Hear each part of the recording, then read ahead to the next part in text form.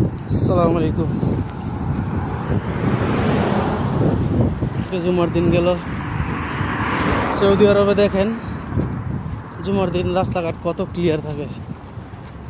এই মুহূর্ত থেকে গাড়ি চলা শুরু হয়েছে, কিন্তু জুমার নামাজের আগ পর্যন্ত রাস্তা একদম খালি ফাঁকা। এখন অবশ্য গাড়ি ঘোড়া চলতেছে। আর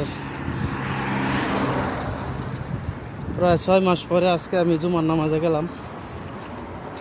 আল্লাহ আমার মসজিদে নামাইছে, মসজিদে গেলাম। আসসালামু আলাইকুম।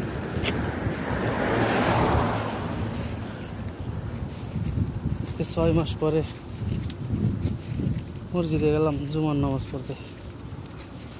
আপনাদের দোয়ায় আল্লাহ অনেকটা সুস্থ করছে। মসজিদে কাজে গিয়া প্রায় 25-26 ফুট উপর থেকে পড়ে গিয়ে আমার বাম হাত বাম পা ভেঙে গেছিল। অপারেশন হয়েছে, আলহামদুলিল্লাহ। আজকে 6 মাস চলে,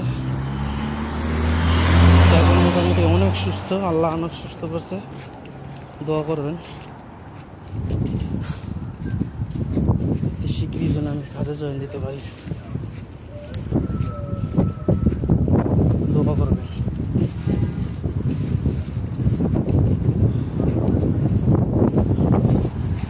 আল্লাহ